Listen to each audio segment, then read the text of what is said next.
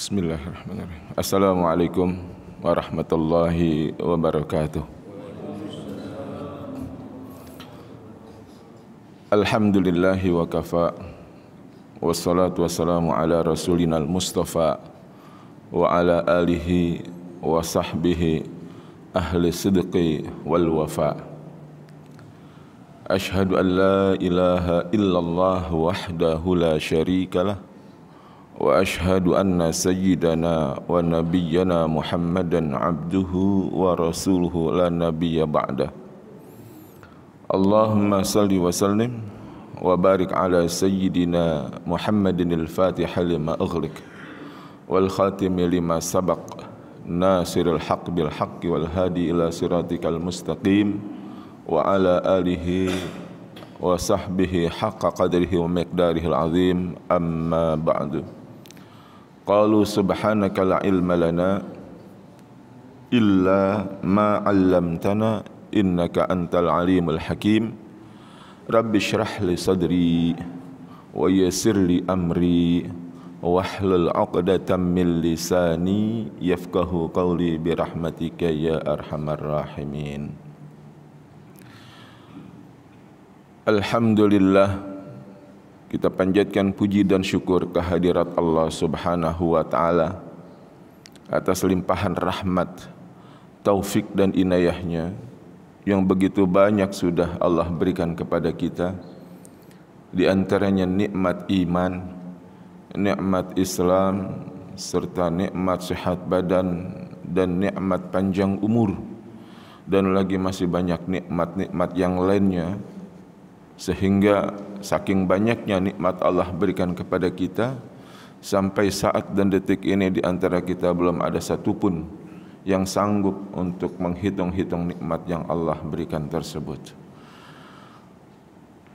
Mudah-mudahan dengan nikmat yang Allah berikan tersebut dapat kita manfaatkan dengan sebaik-baiknya, khususnya di sisa-sisa umur yang ada pada kita saat ini, yang tidak di antara kita satu pun belum bisa menjamin usia kita 1 jam ke depan nyampe atau enggak, ketemu ngalamin datangnya waktu zuhur atau enggak, waktu asar apalagi 1 jam saja ke depan, waktu isyraq umpamanya, apakah kita ngalamin atau tidak.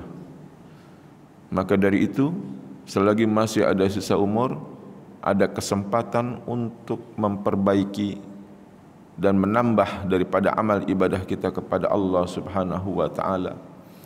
Ayo sama-sama dengan waktu yang singkat ini kita manfaatkan nikmat Allah tersebut dengan sebaik-baiknya.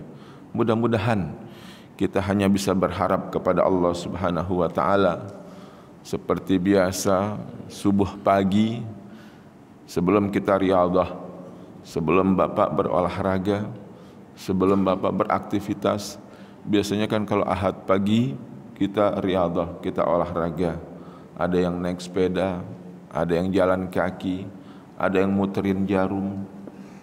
Kalau Ahad pagi agak rame, hari biasa juga ada juga rame. Tujuannya hanya satu, agar bergerak badan kita dan mendapatkan nikmat sehat badan yang Allah berikan tersebut.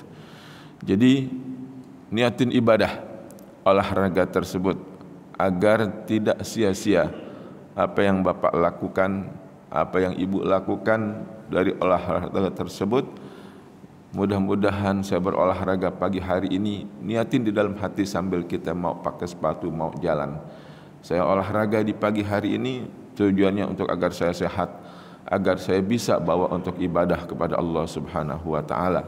Dengan niat demikian, insya Allah dari langkah demi langkah, putaran demi putaran, ayunan pedal yang kita gunakan sepeda, itu akan dicatat argo pahala insya Allah berjalan. Kalau memang itu Bapak dan Ibu niatkan untuk ibadah kepada Allah Subhanahu wa Ta'ala, yang walau pada dasarnya apa yang kita lakukan banyak yang mubah. Salawat dan salam enggak lupa juga kita haturkan kepada junjungan Nabi besar kita Muhammad sallallahu alaihi wasallam sampai saat dan detik ini. kita semuanya senantiasa berselawat kepada Nabi. Di samping dalam salat kita, merupakan sah atau tidaknya salat kita kalau baca salawat kepada Nabi kita Muhammad sallallahu alaihi wasallam. Mudah-mudahan kita juga berharap agar kita senantiasa banyak bersalawat, menandakan bahwa rasa cinta dan mahabbah kita kepada Rasulullah sallallahu alaihi wasallam, sehingga kita bisa berjumpa dan mendapatkan syafaat daripada beliau. Amin ya rabbal alamin. Bapak Ibu hadirin dan hadirat jamaah salat subuh Masjid Al-Manar yang berbahagia, wabil khusus kepada orang tua kita dan guru-guru kita, pada guru kita Ustaz Haji Ashari Musa dan Bapak Haji Sadli dan bapak-bapak serta hadirin hadirat sekalian semuanya. Tidak mengurangi rasa hormat saya duduk di tempat ini, bukan merupakan nasihat, tapi hanya ajakan. Saya mengajak kepada bapak dan ibu sekalian di waktu pagi hari ini. Ada satu hadis Nabi, mungkin pernah saya sampaikan, entah beberapa bulan atau tahun yang lalu. Apa hadis tersebut? Ada seorang sahabat Nabi yang bernama Ibnu Mas'ud radhiyallahu an. Dia datang kepada Nabi, bapak ibu sekalian. Dia datang kepada Nabi, dia bilang, "Ya Rasulullah, ayyul amali ahabbu ilallah." Ya Rasulullah, kira-kira amalan apa sih yang kalau saya kerjain Allah senang, Allah suka? Sampai saat dan detik ini juga pasti Bapak Ibu melakukan satu amal perbuatan, berusaha bayar apa-apa yang kita lakukan ini Allah suka, Allah cinta. Kalau sudah Allah suka, apa yang kita harapkan, apa yang Bapak Ibu minta kepada Allah Subhanahu wa taala, insya Allah digabulkan. Kenapa? Karena Allah suka, karena Allah cinta kepada kita. Kalau sudah cinta, sudah suka, sudah sayang, tak ubahnya seperti kita. Bapak cinta kepada istri, bapak sayang kepada anak. Apa yang istri minta yang enggak dikabulkan? Apa yang anak minta enggak dikabulkan oleh bapak? Pasti bapak akan memberinya dengan rasa mahabbah dan kasih sayangnya. Ini sahabat bertanya, "Ya Rasulullah, ayyul amali ahabbu ilallah?" Kira-kira apa ya Rasul? Satu amalan yang kalau kita kerjakan dicintai oleh Allah Subhanahu wa taala. Qala, Rasulullah sallallahu alaihi wasallam menjawab, "As-salatu ala waqtiha." Satu amal perbuatan yang pengen dicintai, pengen disukai oleh Allah Subhanahu wa taala, as-salatu ala waqtiha. Salatlah pada waktunya. Satu amal perbuatan yang paling Allah suka, yang Allah demen kalau kayak kita bilang, as-salatu ala waqtiha. Salat pada waktunya. Baru saja kita melesaikan salat subuh. Tentu harapan kita mudah-mudahan salat subuh kita pagi hari ini diterima oleh Allah Subhanahu wa taala. Kalau kita bicara masalah salat Bapak Ibu, kita teringat ada satu kisah sahabat Nabi kita Muhammad sallallahu alaihi wasallam yang bernama Thauban. Kalau kita buka sejarah, kalau kita tengok sejarah ke belakang, di antara beberapa sahabat Nabi yang di samping unik, ini sahabat Thauban unik Pak. Uniknya apa? Kalau kita mau tahu, Thauban itu adalah tawanan dan budak Rasulullah sallallahu alaihi wasallam yang didapat waktu perang di Yaman. Ditawan oleh Rasulullah sallallahu alaihi wasallam, dijadikan budak, namun dibebaskan oleh Rasulullah sallallahu alaihi wasallam sehingga dia menikah. Dia enggak mau pulang lagi ke Yaman. Dia pengen terus ikut kepada Rasulullah sallallahu alaihi wasallam. Kemana Rasulullah ikut? Kemana Rasulullah pergi, Sauban selalu ikut bersama Rasulullah sallallahu alaihi wasallam.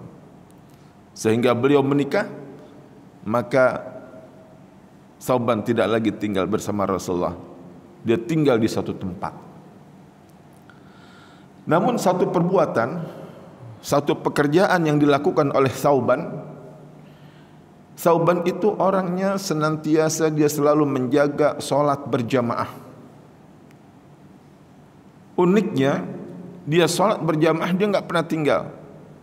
Dia selalu berusaha di mana dia berdiri, dia selalu berdiri di depan, berada di posisi paling pojok. Rasulullah tahu, pasti Rasulullah tahu kalau ada Sauban dia pasti di pojok. Kenapa? Karena dia mencari satu tempat yang enggak pengen ganggu orang lain. Tapi dia selalu berusaha mencari posisi paling depan. Kalau sholat, kadang-kadang kita mau cari posisi paling belakang. Kadang-kadang muadzin sudah mengundangkan iqamah, kita masih santai, masih duduk-duduk. Karena apa? Mungkin kita enggak tahu fadilah, keutamaan sholat berjamaah paling soft, paling depan. Kalau Bapak mau tahu, itu soft paling depan, waktu di zaman Nabi, orang semua berebut. Bahkan sampai diundi. Sampai diundi pengen posisi soft paling depan. Kalau kita terbalik, yang ngerti, yang faham, cari di belakang. Mungkin nggak ngerti atau bagaimana fadilah sholat utamanya, atau kadang-kadang beralasan, yang lebih tua lebih afdal di depan. Di zaman Nabi diundi Pak, pengen paling soft paling depan. Kenapa? Karena pertama kali nuzilatir rahmah, turunnya rahmat dari Allah Subhanahu wa taala itu pertama kali turun di saat soft paling depan, rapi dan tertib duluan. Pertama dilihat dulu imamnya. Imamnya rapi tertib, imamnya turun rahmat dari Allah Subhanahu wa taala, kemudian soft paling depan. Berebut. Mudah-mudahan kalau kita udah tahu fadilah sholat berjamaah, ambil soft paling depan. Buru-buru kita cari tempat yang rapi. Ini Sauban setiap hari dia begitu. Dia cari tempat posisi sampai enggak mengganggu orang lain. Di pojok dia, tapi paling depan. Pada suatu hari, di saat sholat subuh, Rasulullah Sallallahu Alaihi Wasallam tidak melihat Sauban Pak. Rasulullah nengok ke belakang, dia lihat ke sana, ke kanan, ke kiri, ke belakang. Itu Rasulullah bertanya, "Aina Sauban?" Di mana si Sauban? Dia lihat ke sana kemari enggak ada. Sahabat satu pun enggak ada yang nyaut Pak. Karena enggak tahu Sauban itu kemana. Apa kata Rasulullah? Tanya lagi kepada sahabat yang lebih dekat, "Aina Sauban?" Beliau tidak menjawab, hanya mengangguk-gelengkan kepala. "Ma'arif ya Rasulullah, aku tidak tahu."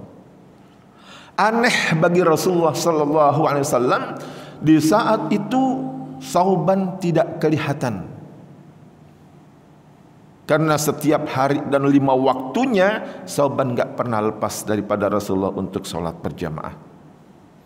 Apa kata Rasulullah? "Pak, tunggu sebentar ya. Tunggu Sauban sebentar." Begitu mulianya Sauban sehingga Rasulullah sallallahu alaihi wasallam mau menunggu datangnya seorang sahabat yang senantiasa selalu berjamaah dengan beliau. Ditunggu sesaat demi sesaat, ternyata Sauban enggak nongol juga. Enggak kelihatan Bapak Ibu. Apa kata Rasulullah? Kalau begitu kita mulai saja salat berjamaah. Karena takut waktu subuh habis.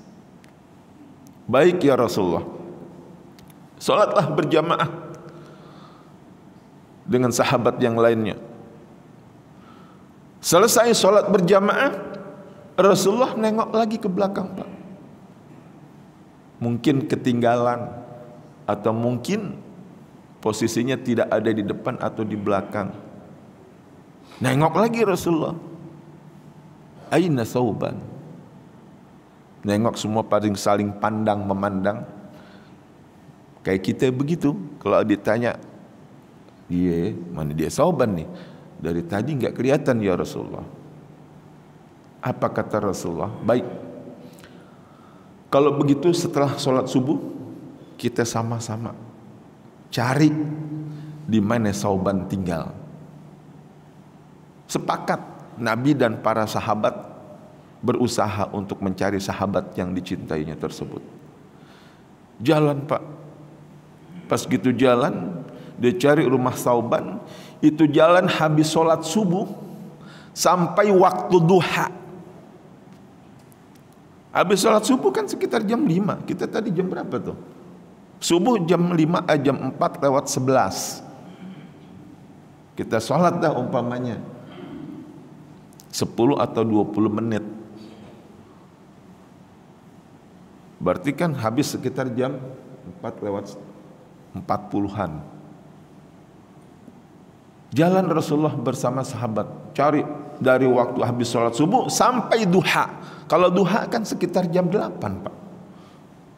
Ketemu rumahnya Sauban. Pas dicari ketemu rumahnya Sauban, Rasulullah tanya, ini rumahnya Sauban? Betul. Ada seorang wanita keluar. Ditanya oleh Rasulullah, siapa engkau? Kata wanita tersebut, aku adalah istrinya Sauban. Kata Rasulullah, aina Sauban? Di mana Sauban? Tidak datang sholat subuh berjamaah dengan kami. Dengan muka murung dan sedih, istrinya menjawab, Sauban sudah tiada dan sudah meninggal dunia. Serentak para sahabat yang hadir pada saat itu, Rasulullah mengucapkan inna lillahi wa inna ilaihi raji'un.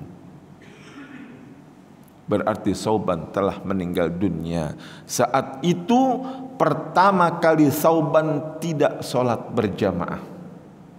Semenjak dia masuk Islam, bebas dari perbudakannya Rasulullah sallallahu alaihi wasallam dan menjadi pengikut Nabi, enggak pernah tinggal daripada sholat berjamaah.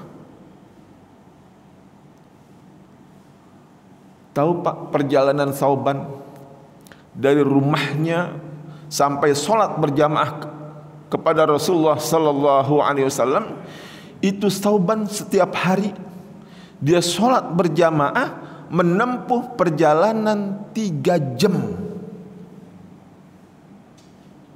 Pengen sholat berjamaah dengan Nabi 3 jam, Pak. Kalau kita ukur perjalanan 3 jam Sauban, kalau kita jalan kaki dari sini kira-kira 3 jam dari sini kemana? Ada ke Monas? Kagak. Ke Monas paling 20 menit kita nyampe jalan kaki. Ini 3 jam, Pak. Sauban tiap hari. Selama 5 waktu dia jalan setiap hari tuh 3 jam. Tujuannya untuk mengejar sholat berjamaah. Itu si Sauban. Karena Rasulullah nyarinya ketemunya dari habis subuh, waktu duha baru ketemu rumahnya Sauban. Kalau naik kendaraan kira-kira ya 30 kilo lah. Kita ada 30 kilo perjalanan 3 jam dari sini, dari rumah ke tempat kita sholat Masjid Al-Manar. Ada 3 jam, Pak? Ada nggak kira-kira? Ada yang 3 jam dari rumah sono tadi. Yang rumahnya di mana? Ya, ada yang di Bogor?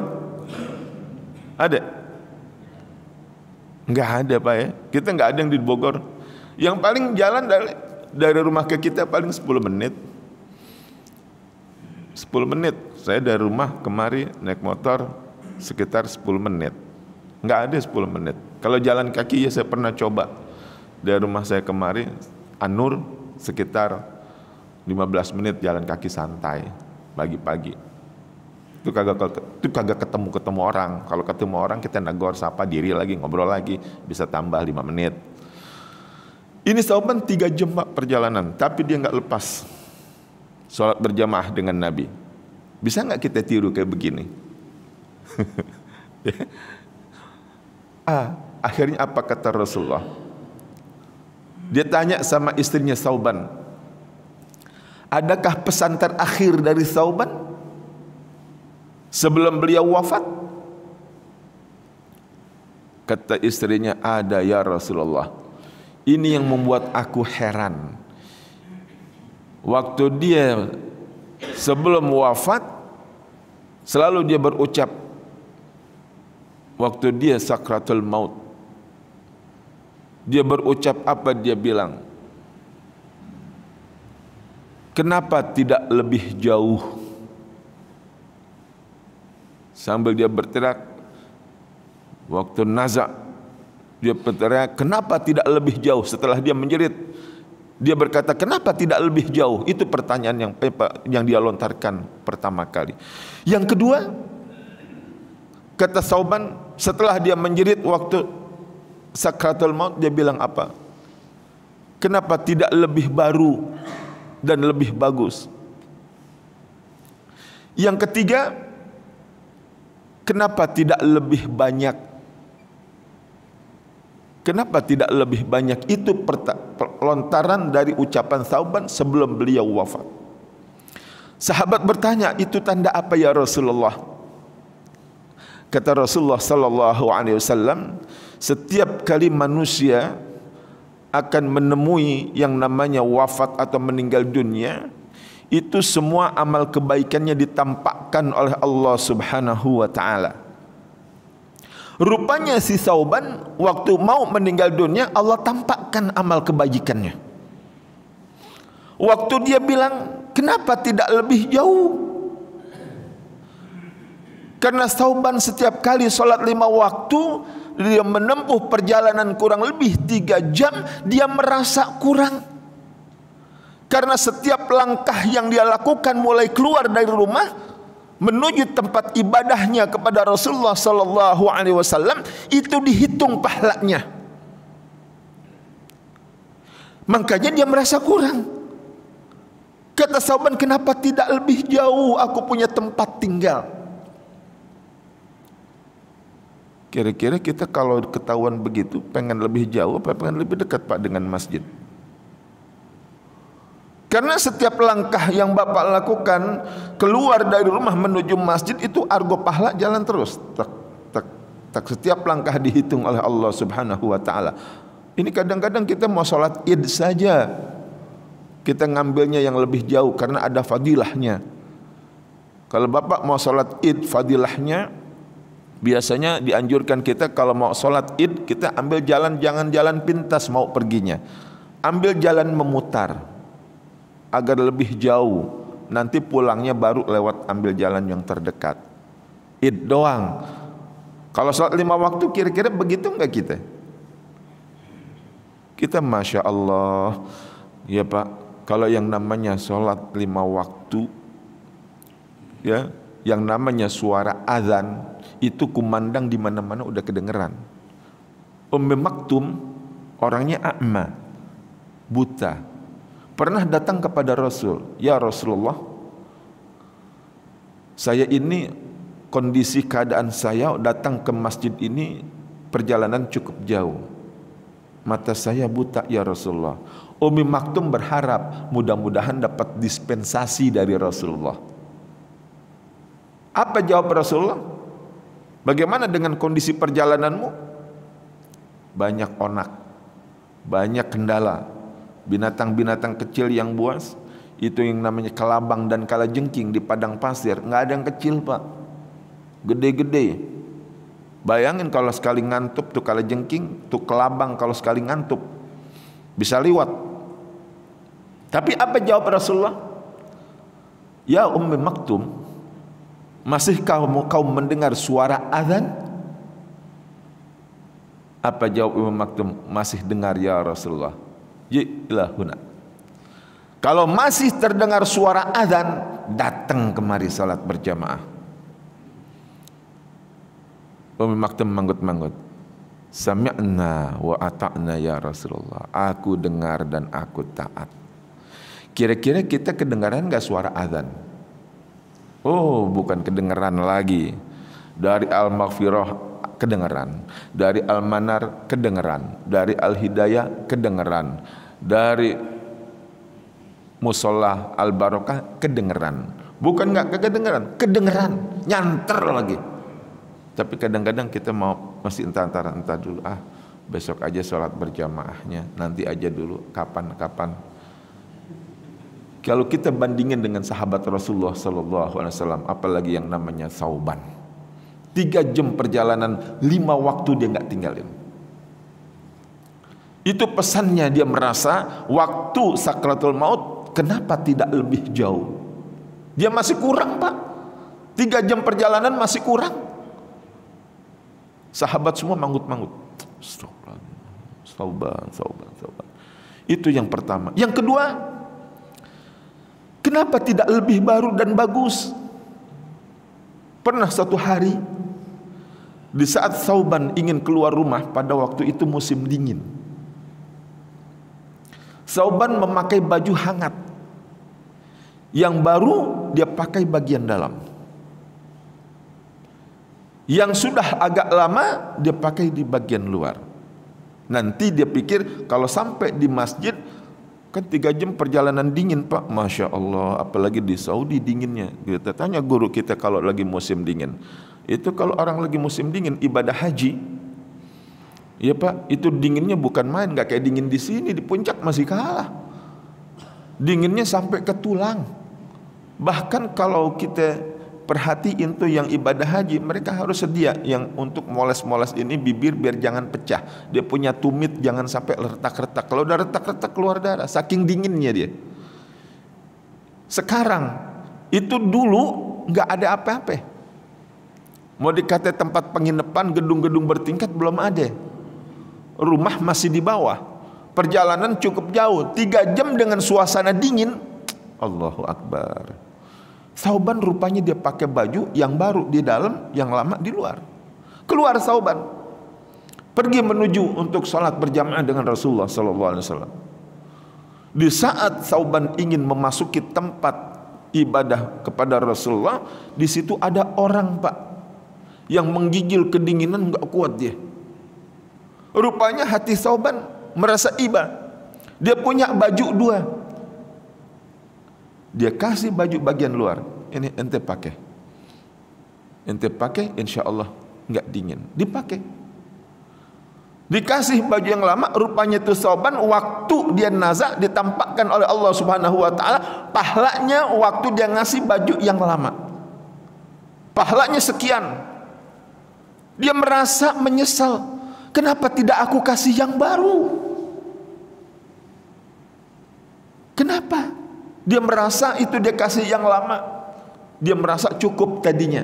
Padahal ditampakkan oleh Allah Subhanahu Wa Taala dengan dikasih, mengasih atau memberi sesuatu yang lama, pahalanya besar. Padahal pahalanya nggak seberapa dibandingkan kalau dia ngasih yang baru. Makanya Thauban bilang, kenapa tidak yang baru?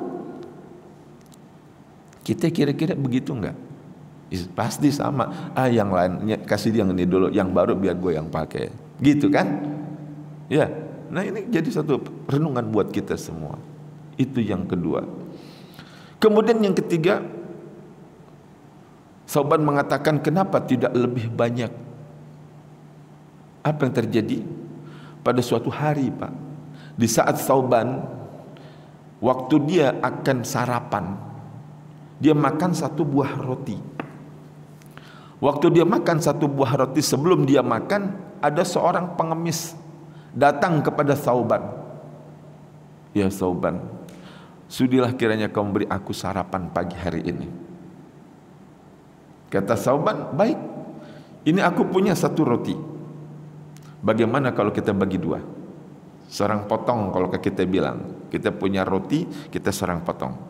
Nih ente sepotong, ane sepotong. Wah, sangat gembiranya tuh orang menerima sepotong roti dari Thauban. Rupanya waktu dia nazak ditampakkan oleh Allah Subhanahu Wa Taala pahala menyumbang roti sepotong. pahalanya sekian. Apa kata Sauban? Kenapa aku tidak berikan semua? Kalau aku berikan semua, pahalanya lebih besar di sisi Allah Subhanahu wa taala. Rasulullah dengan para sahabat manggut-manggut. Allahu Akbar. Cuman itu pesan Sauban. Enggak ada yang diucapkan lain lagi. Sampai beliau wafat dan meninggal dunia. Apa kata Rasulullah dengan para sahabat? Sudah tidak ada lagi, pergi kita punya sahabat yang bernama Sauban, yang kita cintai dan berperilaku unik. Dia selalu ingin berhadapan dengan Rasulullah, dan pernah dia bilang kepada Rasulullah, ya Rasulullah, aku setiap hari, setiap waktu datang sholat berjamaah untuk berjumpa kepada engkau, karena aku khawatir aku nanti tidak bisa berjumpa dengan engkau di surga. Aku khawatir ya Rasulullah, kau sudah dijamin masuk syurga, kau sudah disiapkan syurga untuk kau, untuk istri dan keluarga engkau dan para sahabat yang lain. Sedangkan aku ya Rasulullah, aku tidak tahu. Makanya aku berusaha datang sholat berjamaah kepada engkau, agar aku tidak lagi nanti berpisah dengan engkau. Berusaha dia. Jadi kembali lagi kepada sholat berjamaah. Bagaimana dengan kita, dengan kisah si Sauban ini? Apakah bisa jadi satu motivasi, satu semangat buat kita? Sauban 3 jam perjalanan, 5 waktu dia tidak lepas. Bisakah kita dengan jalan yang begitu jauh, bahkan dekat, untuk tetap menjaga sholat 5 waktu kita tetap berjamaah? Untuk apa? Biar Allah cinta, biar Allah suka sama kita. Karena Rasulullah bilang, as-salatu ala waktiha. Satu amal perbuatan yang dicintai oleh Allah Subhanahu wa taala, salatlah pada waktunya. Satu, mudah-mudahan kita orang yang dicintai oleh Allah Subhanahu wa taala. Saya enggak beberin lagi pahala tentang pahala salatnya. Kita ambil fadilahnya salat berjamaah. Sahabat Ibnu Mas'ud bertanya lagi, "Summa ayyun ya Rasulullah?" Kemudian apa lagi ya Rasulullah amal yang dicintai oleh Allah Subhanahu wa taala kalau saya kerjakan? Apa jawab? Qala Rasulullah sallallahu alaihi wasallam. Rasulullah menjawab, amalan yang paling dicintai, amalan yang paling disukai, yang pertama salat pada waktunya, yang kedua birrul walidain, berbuat baik kepada ibu bapak kita. Saya enggak jelaskan panjang lebar, hanya hadis saja satu. Apa kata Rasulullah? Birru aba'ukum tabirrakum abna'ukum. Berbuat baiklah kepada ibu bapak kita. Kata Rasulullah, berbuat baiklah kepada ibu bapak kamu. Tabirrakum abna'ukum. Niscaya nanti anak-anak kamu akan berbuat baik kepada kamu. Kalau yang masih punya emak bapak, saatnya kita sekarang datangi mereka, sambangi mereka, minta ridho kepada mereka. Jangan sampai kita menghardik, apalagi menjauhinya. Wa qada rabbuka alla ta'budu illa iyyahu wa bil walidaini ihsana. Imma yablughanna 'indakal kibara ahaduhuma aw kilahuma fala taqul lahumā uffin wa la tanharhuma wa qul lahumā qawlan karīmā. Berkatalah kepada mereka sehingga mereka senang, sehingga mereka ridha terhadap kita. Kenapa? Kalau orang tua kita ridha, Allah akan ridha. Orang tua kita senang, Allah juga akan senang. Ridallah fi ridal walidain. Senangnya Allah, ridhanya Allah tergantung ridha emak bapak kita. Kalau emak bapak kita senang, emak bapak kita ridha, Allah pasti senang dan ridha. Itu yang kedua. Kemudian yang ketiga, summa ayyun ya Rasulullah? Sahabat bertanya lagi, apa lagi kira-kira ya Rasul? Al jihadu fi sabilillah, berjuang di jalan Allah Subhanahu wa taala. Bagaimana kondisi kayak kita sekarang berjuang di jalan Allah? Apa angkat senjata kita perang melawan orang-orang kafir sekarang nih? Enggak, bukan. Berjuang dan berjihad fi sabilillah bukan hanya berperang saja. Bapak salat berjamaah, hadir di majlis taklim, itu juga fi sabilillah. Kenapa? Seandainya bapak wafat, lagi hadir di majlis taklim, atau lihat dari rumah mau pergi ke majlis taklim, di tengah jalan mati, fisabilillah Pak. Kita enggak tahu aja. Kita kan cuma hadir. Gua pengen hadir doang di majelis taklim. Di mata Allah hitungannya besar, Pak. Kita enggak tahu. Ya, kita duduk sesaat. Man jalasa sa'atan fi majlisil ilm, siapa orang yang duduk sebentar di majlis taklim, la tamassu qalaman wala taktubu harfan. Siapa yang duduk di majlis taklim sebentar aja, enggak megang pena, enggak nulis satu huruf pun. Apa kata Nabi? Dikatakan seperti orang yang bersedekah dengan 1000 ekor kuda yang dipakai berjuang di jalan Allah Subhanahu wa taala. Bahkan di dalam hadis lain seperti orang yang sholat sunnah 1000 rakaat yang diterima oleh Allah Subhanahu wa taala duduk di majlis taklim. Jihad kalau bapak mati lagi taklim tahu-tahu duduk nyender, wafat, jihad fisabilillah. Bukan hanya angkat senjata aja kita menghadapi orang-orang kafir.